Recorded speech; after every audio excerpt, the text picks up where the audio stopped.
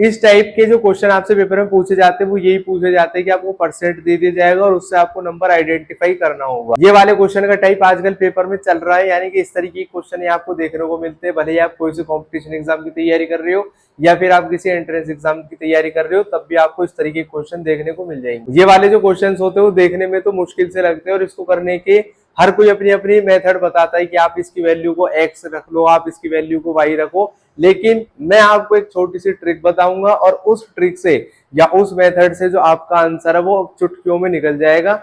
बहुत ही कम टाइम में बहुत ही सटीक आंसर निकलेगा। बस ये वाला मेथड आप ध्यान रखना। हेलो एवरीवन, नमस्कार, स्वागत है आप सभी का अक्षवाट के यूट्यूब चैनल पर। सो आज की वीडियो में हम समझेंगे क्वांटिटेटिव एप्टीट्यूड, यानी कि मैथ्स की जो हमारी सीरीज चल रही है जिसमें हम परसेंटेज चैप्टर को पढ़ रहे हैं, यानी कि प्रतिशत का जो हमारा चैप्टर चल रहा है उसको कंप्लीट कर रहे हैं। अब तक हमने इसके टोटल कई टाइप्स देखे हैं कि जिसके आधार पर प्रश्न आपसे पेपर में पूछे जाते हैं, यानी कि कौन कौन से क्वेश्चंस होते हैं जो आपसे एग्जाम में पूछ लिए जाते हैं। भले ही आप किसी कंपटीशन एग्जाम की तैयारी कर रहे हो या फिर आप किसी एंट्रेंस एग्जाम की तैयारी कर रहे हो, तो परसेंटेज के बहुत सारे टाइप्स के क्वेश्चन आपसे पूछ लिए जाते हैं। पहले क्या होता था, बहुत ही सिंपल क्वेश्चन पूछे जाते थे आज से 10 साल पहले, 5 साल पहले, लेकिन अब क्या ट्रेंड बहुत ज्यादा बदल चुका है, कंपटीशन हाई हो गया है, तो जो क्वेश्चन का आपका करने का तरीका है वो भी बदल जाना चाहिए। समय के साथ साथ सब चीजें जरूरी होती है, तो चेंज जो है वो हो जाना चाहिए। हमें ट्रेडिशनल मेथड्स को, ट्रेडिशनल फॉर्मूलेस को भूल जाना है और नए तरीके से क्वेश्चंस को सॉल्व करना है, जिससे आपका आंसर जल्दी निकले और टाइम कंज्यूमिंग कम हो आपका मेथड। ठीक है, तो जो आज की वीडियो हमारी होने वाली है उसमें हम इसके टाइप नंबर 11 को समझेंगे। टाइप नंबर 11 का मतलब ये है, इससे पहले हमने 10 टाइप इसके देख लिए थे कि किस किस तरीके के पेपर में क्वेश्चन पूछे जाते हैं। आज इसका 11वां टाइप हम देखेंगे। टाइप का मतलब ये है कि किस तरीके के क्वेश्चन पूछे जाते हैं। 11वें जो टाइप है उसका नाम है ये find number from given percentage, यानी कि दिए गए प्रतिशत से संख्या ज्ञात करना। इसमें आपके सामने एक क्वेश्चन दिया जाएगा जिसमें आपको परसेंट में वैल्यू दे रखी होगी, उससे आपको ओरिजिनल नंबर पता करना होगा कि क्वेश्चन किस नंबर की बात कर रहा है। फॉर एग्जाम्पल, इसमें जो क्वेश्चन पूछे जाते हैं वो कुछ इस तरीके के होते हैं कि यदि किसी संख्या का 20% 120 है तो उस संख्या का 50% ज्ञात कीजिए। इंग्लिश में क्वेश्चन होगा कि if 20% of a number is 120 then find 50% of that number. 20% दे रखा है 120, 50% की वैल्यू पूछी गई है, तो यहाँ पर आपको 20% की वैल्यू दे रखी है, हमें ये बताना होगा कि 50% उस नंबर का कितना होगा। नंबर हमें दे ही नहीं रखा है, तो किस तरीके से निकालेंगे इसको, मैं आपको एक ट्रिक बता दूंगा तो आपको समझ में आ जाएगा। इस क्वेश्चन को देखते सॉल्व कर दोगे, आप बोलोगे ये क्वेश्चन तो बच्चों का खेल है। तो देखो, इसको करने के वैसे तो बहुत सारे तरीके होते हैं। कोई इसकी वैल्यू रखवाता है कि एक्स मान लो, कोई बोलेगा वाई मान लो, या फिर अलग अलग किताबों में इसकी जो आप देखोगे तो तरीके बहुत सारे दे रखे हैं। लेकिन सबसे अच्छा तरीका क्या है वो मैं आपको बताऊंगा। उससे पहले एक और तरीका बताऊंगा, यूनिटरी मेथड हम उसको कहते हैं, हिंदी में इकाई विधि। उसको आप पहले समझो। ये आज जो है इंट्रोडक्शन वीडियो होने वाली है, ठीक है, जिससे हम टाइप नंबर 11 के कौन कौन से क्वेश्चंस बनते हैं उसको देखेंगे। उससे पहले मैं आपको एक इंट्रोडक्शन दे देता हूँ बेसिक सा। आपको क्या समझा रहा हूं मैं अभी, मैं आपको बताऊंगा यूनिटरी मेथड के बारे में। तो देखो, ये यूनिटरी मेथड है, साइड में लिख लो इसको कहीं पर जहां भी आप अपना काम कर रहे हो। यूनिटरी मेथड, हिंदी में इसको बोलते हैं इकाई विधि। ठीक है, अब आपको इसके नाम से तो कोई लेना देना है नहीं, ना ही आपको पेपर में इससे रिलेटेड डायरेक्ट क्वेश्चन पूछा जाता है। ये आपको इकाई विधि जब आप स्कूल में पढ़ रहे होगे तो उस टाइम पे टीचर ने बताया होगा जरूर, अपर प्राइमरी के स्टेज पर, यानी कि 6ठी 7वीं 8वीं में जब आप होगे क्लासेस में, तो ये वाला मेथड आपको जरूर करवाया होगा, बेशक से आपको याद नहीं है। इसमें होता क्या है, इकाई विधि का मतलब ये है कि लेट सपोज मैंने आपसे बोला कि 20 टॉफी जो है, टॉफी हर कोई खाता होगा, ठीक है, 20 टॉफीज की जो प्राइस है वो हमें दे दिए कि वो है 200। ठीक है, तो आप बताओ कि 15 टॉफीज कितने की होंगी। तो इसमें यूनिटरी मेथड हमारे काम आता है।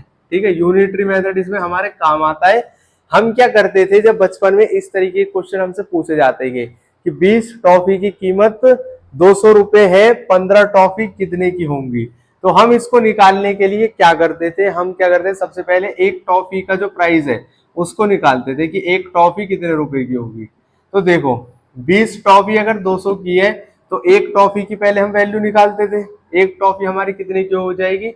ये समझ लेना कि ये तो हमारा क्वेश्चन है, ठीक है, कभी इसको मिक्स कर दो सबको, यहाँ हमारा सॉल्यूशन है ये। मैंने लिख भी दिया है कि 20 टॉफी 200 रुपए की, तो एक टॉफी कितने की होगी। तो 200 को डिवाइड करते थे 20 से, 0 से 0 कैंसिल, 2 10 20, यानी कि एक टॉफी आपकी 10 रुपए की आ गई। ठीक है, इसी तरीके से फिर हम 15 टॉफी का निकाल लेते थे कि अगर एक टॉफी की वैल्यू हमें पता चल गई, एक टॉफी की कॉस्ट है 10 रुपए, तो 15 टॉफी की निकालनी है, तो 15 के मल्टीप्लाई 10 से कर दो, तो 150 रुपीज की हमारी कॉस्ट हो जाएगी 15 टॉफीज की। यही हमसे क्वेश्चन में पूछा गया था, यही हमने बता दिया। ये यूनिटरी मेथड होता है। ये सबसे पहले एक की वैल्यू निकालो, फिर जितने की पूछी जाए उतने से मल्टीप्लाई कर दो। इसका मैं एक आपको और एग्जांपल दे देता हूँ, यहाँ पर आपको समझाऊंगा। लेट सपोज कि आपके सामने है कि 30 बॉल्स किसी बच्चे ने ली है। ठीक है, बॉल का मतलब क्या होता है, बॉल का मतलब बॉल ही होता है, गेंद कहते हैं जिसको। ठीक है, क्रिकेट में खेली जाती है बैट बॉल। तो 30 बॉल अगर किसी बच्चे ने ली है, खरीदी है, ठीक है, 30 बॉल का जो प्राइस है या जो इसकी कॉस्ट है वो आपको दे रखी है लेट सपोज 150 रुपीज। आप बोलोगे तो बहुत सस्ती है, 30 बॉल 150 रुपए की है। ये सिर्फ एक एग्जाम्पल है। ठीक है, तो 30 बॉल आपकी 150 रुपए की है और आपको बताना है कि 15 बॉल कितने की होंगी, या चलो छोड़ो 15 छोड़ो, 20 बॉल कितने की होंगी, यानी 20 बॉल्स की हमें कॉस्ट निकालनी है। तो हम क्या करते थे, यूनिटरी मेथड का यूज करते थे। ठीक है, ये क्वेश्चन है हमारा कि 30 बॉल अगर 150 रुपए की है तो 20 बॉल कितने की होंगी। इस क्वेश्चन को सॉल्व करने के लिए हम सबसे पहले एक बॉल के कॉस्ट निकालते थे। तो एक बॉल हमारी कितने की होगी, तो हम क्या करते थे, 150 को डिवाइड कर देते थे 30 से, और इस तरीके से डिवाइड करके एक बॉल 5 रुपए की आ जाएगी हमारी। और इसी तरीके से 20 बॉल की पूछे या 50 बॉल की पूछे तो उतने से मल्टीप्लाई कर दो। तो 20 की 5 से मल्टीप्लाई करोगे तो आपका आंसर आएगा 100 रुपए। यानी कि एक बॉल हमारी 5 रुपए की है और 20 बॉल की वैल्यू आ गई है 100 रुपए। तो ये हमारा यूनिटरी मेथड है कि पहले एक की वैल्यू निकालो, फिर जितनी पूछी जाए उससे मल्टीप्लाई कर दो। लेकिन आपको जो मैं अभी एक तरीका बताऊंगा, आपको डायरेक्ट करना है। ये यूनिटरी मेथड का तो मैंने आपको सिर्फ एक बेस बनाने के लिए, समझाने के लिए बताया है आपको। ठीक है, अब आपको क्या करना है, ये यूनिटरी मेथड को थोड़ा एडवांस करो। ठीक, आप क्या करोगे, जैसे अगर यही वाला क्वेश्चन है हमारा, 20 टॉफी 200 रुपए की है, तो 15 टॉफी कितने की होंगी। जो बीच का एक स्टेप है ना, जिसमें हमने एक की कॉस्ट निकाली है, यहाँ पर भी हमने एक की कॉस्ट निकाली है, इसको ऐसे निकालने की कोई जरूरत नहीं है। आप इसको साइड में समझो, 20 टॉफी 200 रुपए की है, 15 टॉफी कितने की होंगी। तो इसको करने के लिए आप यहाँ पर लिखो कि 20 टॉफी अगर 200 रुपए की है, तो हम पहले क्या कर रहे थे, एक टॉफी का प्राइस निकाल रहे थे या कॉस्ट निकाल रहे थे। अब हम एक की वैल्यू नहीं निकालेंगे, हम डायरेक्ट निकालेंगे 15 टॉफी की। वो कैसे, वो ऐसे, 15 टॉफी की हमें पूछी गई है, तो हम क्या करेंगे, 20 को डिवाइड करेंगे 200, मतलब इससे 200 को डिवाइड करेंगे 20 से, और मल्टीप्लाई यहीं पर डायरेक्ट कर देंगे 15 से। हम ये वाला मल्टीप्लाई नीचे वाले स्टेप में कर रहे थे, यहाँ हम डिवाइड कर रहे थे, यहाँ मल्टीप्लाई कर लेते, लेकिन हम इसमें डायरेक्ट निकाल के डिवाइड करके मल्टीप्लाई कर देंगे जितने की भी नंबर पूछी जाए। तो ये आपको करना है, इससे आपका टाइम बच जाएगा, डायरेक्ट आपका आंसर निकल जाएगा। देखो आप 0 से 0 कट जाएगा, 2 10 से 20 हो जाएगा, 15 की 10 से मल्टीप्लाई करोगे 150 रुपीज आपका आंसर आ जाएगा। तो 2 लाइन के अंदर आपका आंसर आ गया है। ये जो एक की निकालने का है ये सिस्टम खत्म हो गया है। इसी तरीके से आप अगर इस वाले क्वेश्चन को देखोगे कि 30 बॉल 150 की है, तो कुछ नहीं करना है, डायरेक्ट यहाँ पर लिखो 30 बॉल आपकी 150 रुपए की है। ठीक है, 20 बॉल कितने की होंगी, तो 20 को लिख लो यहाँ पर। अब 150 इसको डिवाइड कर देंगे 30 से, क्योंकि 30 से ही तो हम डिवाइड कर रहे थे यहाँ पर। ठीक, 30 से इसको डिवाइड करेंगे, मल्टीप्लाई करेंगे 20 से, 0 से 0 कैंसिल, 3 5 से 15, पीछे की एक 0 बची थी वो हमने यहाँ पर लिख ली है। 50 मल्टीप्लाई 2 हो जाएगा 100 रुपीज, यानी 20 बॉल आएगी हमारी 100 रुपए की। ठीक है, यही हमसे पूछा था 20 बॉल कितने की होंगी, 100 रुपए की होंगी। यहाँ पर भी 100 निकल कर आए, यहाँ पर भी 100 निकल कर आए, डायरेक्ट हमने इसको निकाल दिया है। आपको जो बीच वाला एक स्टेप था वो कट कर दिया मैंने, डायरेक्ट आपका आंसर आ गया है। अब ये करने से आपकी कैलकुलेशन बच गई है, डायरेक्ट आपका आंसर आ गया, टाइम भी बच गया है। अब ये वाली जो ट्रिक है ना, वही आपकी काम आने वाली है। अब जो मैं क्वेश्चन करवाऊंगा आपको उसमें, इसमें आपको अगर कंफ्यूजन हो रही है कि किससे डिवाइड करा जाए, किससे मल्टीप्लाई करा जाए, तो कंफ्यूजन दूर करो अपनी, कंफ्यूजन की कोई जरूरत नहीं है।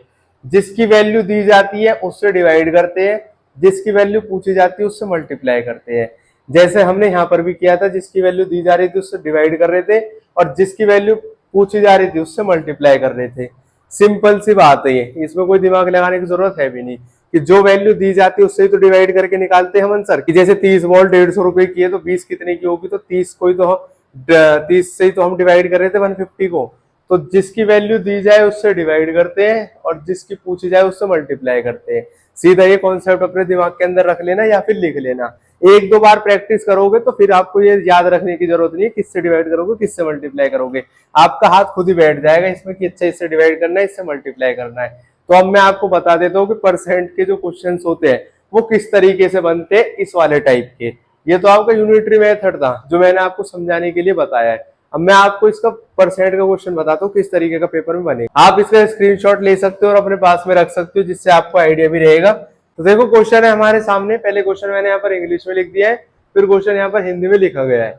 क्वेश्चन आपसे ये बात कह रहा है कि if 20% of a number is 60 then find 45% of that number.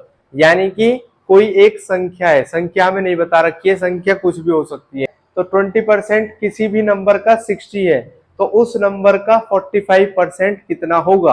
Hindi में क्वेश्चन ये बात बोल रहा है यदि एक संख्या का 20% का मान 60 है तो उस संख्या के 45% का मान ज्ञात करना है आपको।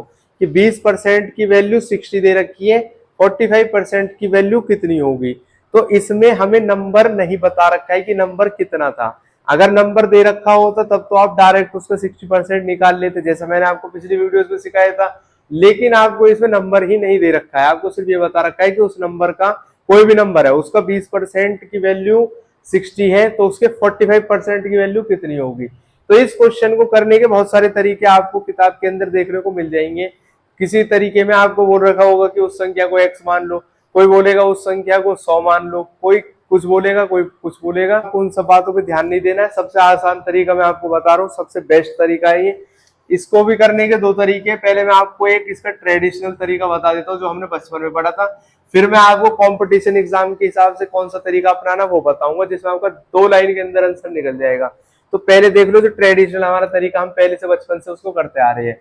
तो यहाँ पर दे रखा है कि 20% है संख्या का वो 60 है, यानी कि उस संख्या का 20% हमें कितना दे रखा है 60 दे रखा है। हमें 45% कितना होगा उस संख्या का ये निकालना है। तो सबसे पहले हम क्या करते थे बचपन में यूनिटरी मेथड में, हम उस संख्या का 1% निकालते थे और 1% निकालने के लिए हमें पता है कि जो ये चीज दे रखी है आपस में डिवाइड हो जाएगी। तो 60/20 हम करते थे, बाद में 0 से 0 कैंसिल हो जाती है, डिवाइड हो जाती है, फिर यहाँ बचेगा 2 1 2 2 3 6। तो यानी कि 1% की वैल्यू आ जाती है 3/1। लेकिन नीचे एक लिखना डिनोमिनेटर में अच्छी बात नहीं होती, यानी कि इसकी कोई वैल्यू होती नहीं है तो हम इसको लिखते भी नहीं है। तो 1% की वैल्यू आ गई है 3। अब हमसे क्वेश्चन में भले ही कितने परसेंट पूछे तो हम डायरेक्ट मल्टीप्लाई कर देते थे। अब 45% अगर पूछा जा रहा है, इंग्लिश वाले बच्चे भी देख सकते हैं यहाँ पर कि 20% की वैल्यू 60 है, तो हमने 20% की वैल्यू 60 मान ली है। फिर हमने 1% की वैल्यू निकाली है तो 60 मतलब 60 को ऊपर लिखेंगे 20 को नीचे लिखेंगे डिवाइड कर देंगे और इस तरीके से 1% की वैल्यू 3 आएगी। अब 45% की पूछी गई है 45% की, तो हम क्या करेंगे 45 की मल्टीप्लाई कर देंगे 3 से। इस तरीके से हम बचपन में इसको करते थे। 5 3 15 4 3 12 13, तो 135 आपका आंसर आ गया, यानी उस संख्या का 45% 135 होगा।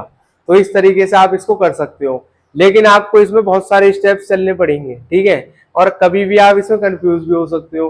पेपर का तरीका वो सबसे बेस्ट है जिसमें आपका कम टाइम लगे, आंसर सही आए और आपको दिमाग कम लगाना पड़े। तो इस वाले तरीके को तो आप साइड रख दो, ये तो आपको इस्तेमाल करना नहीं है पेपर में, ठीक है। आप इसको कॉपी में नोट डाउन करके रख सकते हो, गलत नहीं है ये सही तरीका है, लेकिन हम पेपर के लिए इसको इस्तेमाल नहीं करेंगे।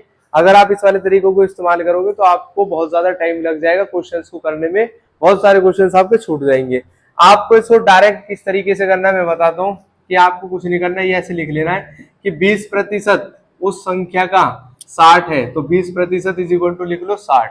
उसके बाद में 45% पूछा है तो डायरेक्ट यहाँ लिख लो 45%, यानी 20% उस संख्या का 60 है, 45% कितना होगा, ठीक है। तो ये क्वेश्चन में पूछा गया है। तो अब भी कुछ नहीं करना है, जैसे हम यहाँ पर डिवाइड कर रहे थे डायरेक्ट यहीं पर डिवाइड कर दो। 60 को ऐसे लिखा रहने दो, 20 को नीचे लिखो। जो चीज दी जाती है जिसकी वैल्यू दी जाती है उससे डिवाइड करते हैं, जिसकी पूछी जाती है उससे मल्टीप्लाई करते हैं। यहाँ पर भी हम ऐसे कर रहे थे कि जिसकी वैल्यू दी गई थी उससे डिवाइड कर रहे थे, जिसकी पूछी जा रही थी उससे मल्टीप्लाई कर रहे थे, कोई डिफरेंस नहीं है। लेकिन हम इसमें डायरेक्ट इस नंबर को ना अभी मल्टीप्लाई कर देंगे यहाँ पर, हम इसके लिए कोई अलग से स्टेप का इस्तेमाल नहीं करेंगे, उससे हमारा टाइम बचेगा। अब देखो आप डायरेक्ट यही डिवाइड कर दोगे, यही मल्टीप्लाई कर दोगे, 0 से 0 कैंसिल हो जाएगा, 2 1 जा 2, 2 3 जा 6, उसके बाद में 45 की 3 से मल्टीप्लाई करोगे तब भी आपका आंसर 135 आएगा। यहाँ पर ये क्वेश्चन 2 लाइन में हो गया है, यहाँ पर ये 1 2 3 4 4 लाइन आपको लगी है इसको करने में। ज्यादा टाइम लगेगा इस वाले तरीके से, कम टाइम लगेगा इस वाले तरीके से। करना कुछ नहीं है, सेम प्रोसेस है, बस अपने दिमाग को थोड़ा सा मजबूत रखना है और ये देख रहे हैं क्वेश्चन में क्या चीज पूछी गई है और किस तरीके से उसको करना है। तो देखो इसको वाले क्वेश्चन में मैं आपको दोबारा बता देता हूँ कि 20% की वैल्यू दे रखी थी 60, वो लिख लिए, 45% की पूछी गई थी। तो जो चीज दी जाती है, जिसकी वैल्यू दी जाती है उससे डिवाइड करते हैं, जिसकी वैल्यू पूछी जाती है उससे मल्टीप्लाई करते हैं। सेम यूनिटरी मेथड की तरह जैसा हमने अभी देखा था कि अगर 30 बॉल की कीमत आपको दे रखी है तो 30 से ही तो डिवाइड कर रहे थे और जितने से पूछी जा रही थी उससे मल्टीप्लाई कर दे रहे थे। तो इसमें भी सेम ऐसे ही करना, डायरेक्ट आपका आंसर निकल जाएगा। इस तरीके के क्वेश्चन पेपर में आजकल आपसे पूछे ही जाते हैं, क्योंकि उन्हें पता है कि आप इस तरीके के क्वेश्चन को अगर ऐसे सॉल्व करोगे तो आपका बहुत ज्यादा टाइम लग जाएगा। बच्चे क्या है कैलकुलेशन में ही लगे रहते हो, आगे का जो उनका प्रोसेस है वो छूट जाता है। तो आपको ध्यान ये रखना है, डायरेक्ट इसको इस तरीके से करना है। आप इस वाले क्वेश्चन का स्क्रीनशॉट ले लो और किस तरीके से इसको करा जाता है उसको आप देख लो। तो आज की वीडियो में तो हमने एक इंट्रोडक्शन देखा था कि टाइप नंबर 11 में किस तरीके के क्वेश्चन पूछे जाते हैं, हमने यूनिटरी मेथड को भी समझा है, साथ ही साथ में उसका किस तरीके से इस्तेमाल करना है पेपर में उसको हमने देख लिया है। टाइप नंबर 11 के बहुत सारे क्वेश्चंस आपसे पेपर में पूछ लिए जाते हैं। तो इस वाले टॉपिक से रिलेटेड जो और भी डिफरेंट टाइप्स के क्वेश्चंस है जो आपसे पेपर में आजकल पूछ लिए जाते हैं उनको हम करेंगे अगली वीडियो सीरीज में। आज की वीडियो में सिर्फ इतना ही। अब आपसे मुलाकात होगी अगली वीडियोस में, तब तक के लिए खुश रहें, स्वस्थ रहें, जुड़े रहें एक्सपर्ट के साथ।